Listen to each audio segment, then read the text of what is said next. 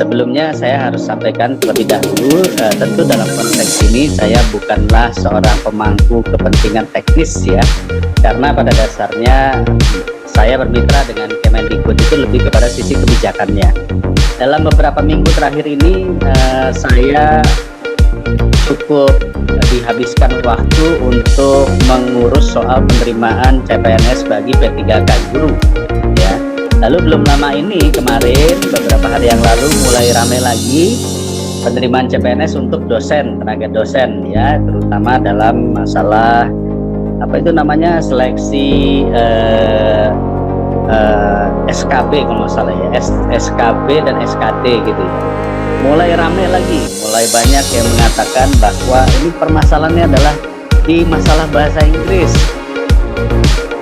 Jadi tentu sebagai sebuah pembuat kebijakan, saya 2 hari yang lalu saya menyampaikan kepada Mas Menteri bahwa kita harus lihat dan kita harus evaluasi apakah soal ujian yang diberikan ini sulit, terlalu sulit kok sehingga yang lolosnya susah, atau maaf, kompetensi daripada guru atau dosen kita yang kurang sehingga untuk tembus saja susah.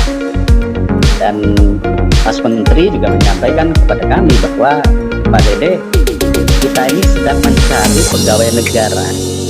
Kalau kita mencari pegawai negara, tentu yang dicari adalah orang-orang terbaik di bidangnya.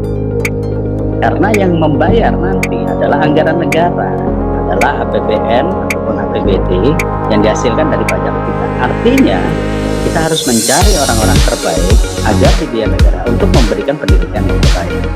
Dalam poin ini tentu saya sangat setuju sekali, karena apapun juga yang diberikan, yang dikeluarkan oleh negara, kita harus mencari yang terbaik. Sehingga sampai saya mengatakan, khusus untuk masalah guru dulu ini ya, saya mengatakan bahwa kalau begitu, jika faktor pengurangan nilai dirasa sulit, apa yang harus dilakukan agar kesempatan itu selalu ada? Maka kita komitmen bahwa kesempatan itu selalu dibuka. Artinya tes selalu dibuka, baik tahun ini, tahun depan, dan tahun-tahun selanjutnya. Jadi buat para guru, buat para dosen atau buat yang akan mengikuti tes CPNS, ASN nantinya, jangan patah semangat dulu. Jadi harus tetap dikejar. Kenapa kami katakan demikian? Karena ketika kita berbicara dunia pendidikan itu adalah never ending learning story. Artinya sampai kapanpun kita harus belajar, dan ketika kita sudah belajar pasti akan dites. Saya mengambil program pasca sarjana saya atau S3 saya terakhir ini pada saat saya usia sudah 54 tahun. Jadi artinya apa? Artinya ya tidak ada hambatan untuk belajar.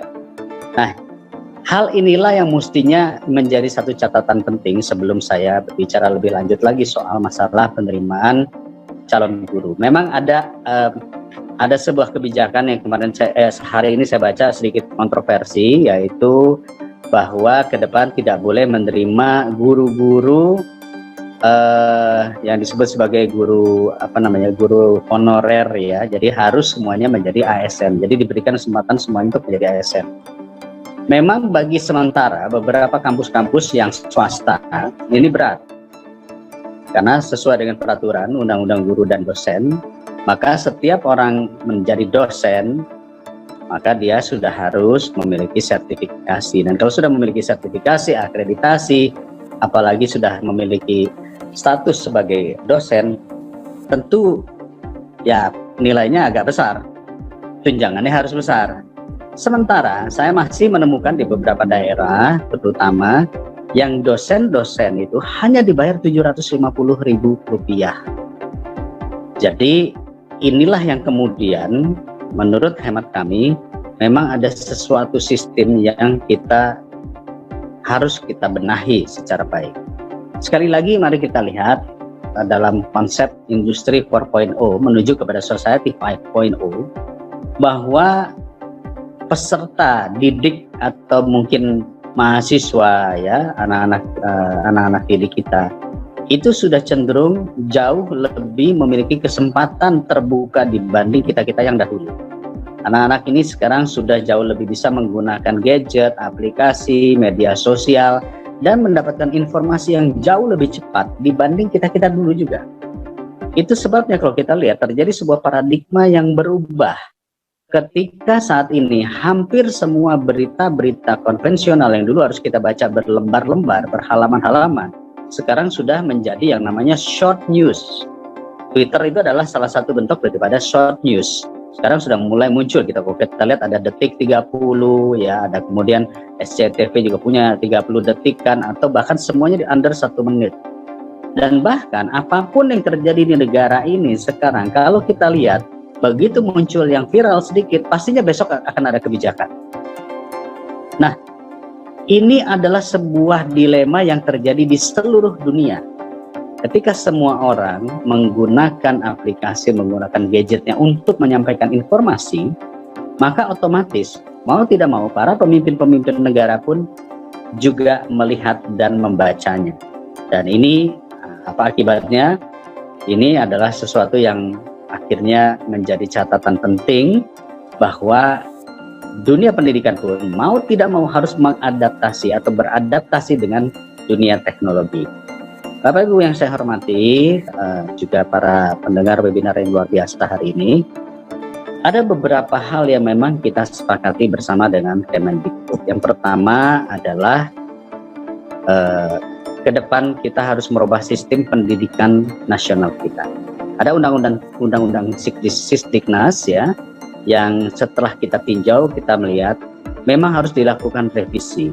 Dikarenakan revisi itu kaitannya dengan berkembangnya dunia, berkembangnya kita sebut saja ada disruptif ekonomi, sehingga apapun sekarang ini terjadi perubahan yang sangat signifikan. Artificial intelligence, robotisasi dan lain-lain membuat kita harus melompat lebih maju. Tapi di satu sisi yang lain juga kita harus melihat bahwa kita bersaing dengan negara lain. Ketika kita sudah melihat bahwa saat ini sudah hampir tidak ada batas demografi lagi secara kita sebutnya lapangan kerja. Mungkin batas demografi itu adanya pada saat mempertahankan kedaulatan negara. Tetapi berbicara lapangan kerja, hampir boleh dipastikan tidak ada lagi batas antara dunia satu dengan dunia lainnya.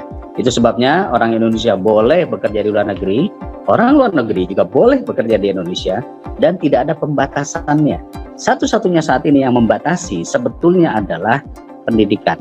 Jadi kalau misalnya kita katakan bahwa pendidikan di Indonesia itu sudah meningkat dan sudah tinggi, sebetulnya kita tidak membutuhkan lagi ekspatriat, kita tidak membutuhkan lagi pekerja asing. Tapi kalau dasar pendidikan calon-calon pekerja kita juga masih di bawah, maka otomatis ketika ada investasi masuk, ada kemudian ada lapangan kerja terbuka, maka ekspatriat pun boleh masuk ke sini, dan itu terjadi di seluruh dunia.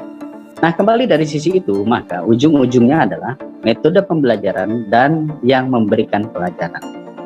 Oleh karena itu, saya langsung saja kepada Bapak dan Ibu yang hadir di sini, maka apa sih yang dibutuhkan bagi seorang tenaga pengajar ke depan? Pertama, dia harus inline dengan kebijakan negara.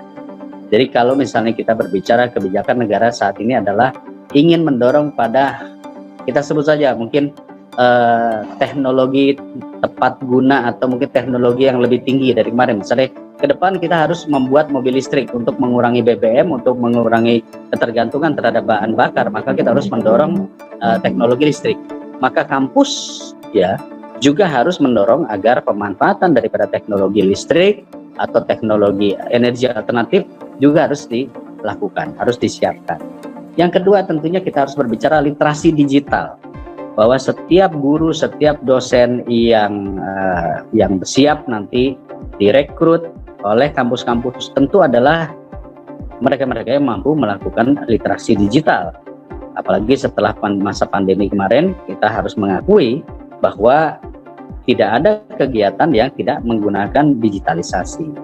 Oleh karena itu, jangan sampai malah nanti mahasiswanya jauh lebih pandai daripada dosennya menggunakan literasi digital. Itu sebabnya saya mengendorse teman-teman, Pak Rektor, Pak Dekan, dan semuanya juga mau tidak mau harus menggunakan literasi digital. Mungkin dulu ketika kita urusannya dengan Scopus, urusannya dengan membuat penelitian ilmiah, kita biasa ngetik, biasa browsing.